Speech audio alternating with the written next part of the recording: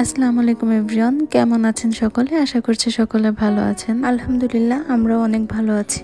নিজের বাগানে ফলমূল শাকসবজি হলে কে না খুশি হয় বলেন। নিজেদের বাগানের ফ্রেশ ফলমূল শাকসবজি এগুলো খেতে কিন্তু টেস্টও কয়েক গুণ বেশি হয়ে থাকে।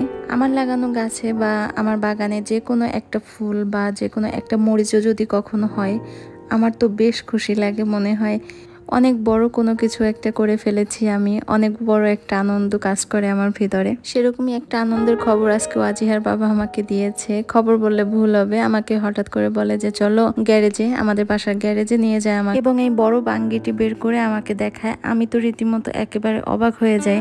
এত বড় সাইজের বাঙ্গি আমি এর আগে কখনোই দেখিনি।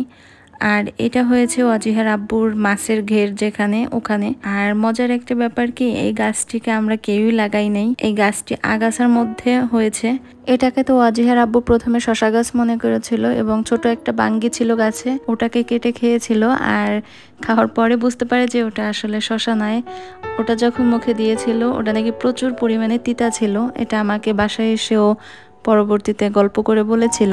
বাঙ্গিকে শশা মনে করে খাওয়ার পরে যখন বুঝতে পারে যে না, এটা শশা নয়, তখন ও গাছটিকে খুবই যত্ন করে এবং যত্ন সহকারে বড় করে তোলে। আর শেষে অনেক বড় একটা বাঙ্গি হয়েছিল এবং ওইটাকে না ও খুব যত্ন করে দেখে দেখে রেখেছিল। কিন্তু পরবর্তীতে যখন বাঙ্গিটিকে আনার উদ্দেশ্যে সে গিয়েছিল, তখন বাঙ্গিটি ওখানে ছিল না। একটা মুরাব্বি কাকি ওখানে তার গরুর জন্য ঘাস নিতে এসে বাঙ্গিটিকে নিয়ে গিয়েছিল। যখন শুনেছিল যে বাঙ্গিটা একজন নিয়ে গেছে, তখন ও খুব কষ্ট পেয়েছিল আর বারবার বলতেছিল গাছের প্রথম বাঙ্গিটি চুরি করে নিয়ে গেলে কি হবে। পরবর্তীতে একে একে অনেক ফলনই আসে গাছে, আর অনেক বাঙ্গি খাওয়া হয়েছে ওই একটা গাছ থেকে। তবে এই বাঙ্গিটি অনেক বড় হয়েছে, এটা প্রায় 11 কেজির মতো হয়ে গেছিল। তাই সবাইকে দেখানোর জন্য ও পুরো বাঙ্গিটিকে বাসায় নিয়ে আসে এবং ওখান থেকে কেটে সবাইকে দেওয়া হয়। আর অর্ধেকটা পরিমাণে নিয়ে যাই ওয়াজিহার দাদু বাড়ি। তারা তো দেখে পুরো অবাক। আর বাঙ্গি খেতে অনেক বেশি টেস্টি ছিল, তারা খেয়েও অনেক প্রশংসা করেছে।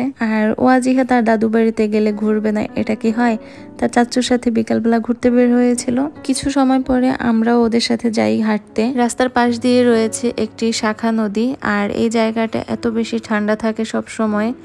আর আমরা যেহেতু বিকাল টাইমে বের হয়েছিলাম, বিকেলের ঠান্ডা আবহাওয়ায় যেন আরো বেশি ঠান্ডা হয়ে গেছিল, রাস্তাটা বেশ ভালো লাগতেছিল। আমরা একদম সন্ধ্যার আগ পর্যন্তই ওখানে ছিলাম। ওয়াজিহা তো বেশ খুশি, সে তো একদম বাসায় আসবে না। বাসায় ফিরতে গেলে আমাদের নতুন বাড়ির উপর দিয়ে আসতে হয়, তো সেই সুযোগে একটু ঢুকে গেলাম। আসলে বাসায় কাজ চলার পর থেকে আমি এখন পর্যন্ত যাইনি। বাসার কাজ দেখতে মাঝে মাঝে যাব ভাবতাম, বাট যাওয়া হতো না। তো এসেছি যখন একটু ঘুরে যাই। আর বাসার কাজ বেশ খানিকটা হয়ে গেছে, কিন্তু বর্তমানে কিছু সমস্যার জন্য বাসার কাজ বন্ধ আছে। ইনশাল্লাহ খুব তাড়াতাড়ি হয়তো আবার শুরু হবে। আসলে যৌথ ফ্যামিলিতে কিছু প্রবলেম থাকে, দেখা যায় একজনের সময় হলে তো অন্যজনের সময় হয় না, বা একজনের দেখা যায় টাকা পয়সার অ্যারেঞ্জ থাকে তো আরেকজনের থাকে না।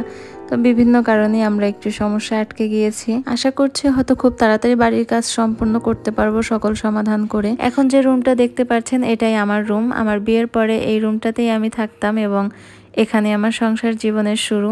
এখন যদিও আমার শ্বশুর আর শাশুড়ি থাকে এই রুমটাতে, কত কত স্মৃতি, কত কত ভালোবাসার মুহূর্তগুলো এই বাসাটায় কাটিয়েছি কতগুলো দিন।